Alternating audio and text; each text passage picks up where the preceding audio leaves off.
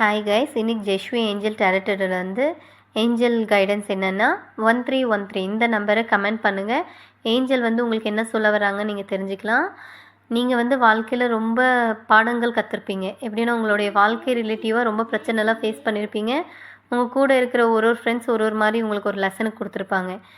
அந்த லெசனை நீங்கள் என்றைக்குமே மறந்துருக்கக்கூடாது, மறக்கவும் கூடாது. அதோட ஒரு தெளிவான சிந்தனையில் நீங்கள் இருக்கணுன்ற மாதிரி ஏஞ்சல் சொல்கிறாங்க.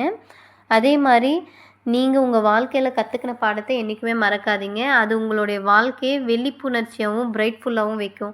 நீங்கள் என்றைக்கு ஒரு விஷயத்தை நீங்கள் மறக்கிறீங்களோ அந்த இடத்துல தான் நீங்கள் கீழே விழுவீங்க என்ற மாதிரி ஏஞ்சல் சொல்கிறாங்க.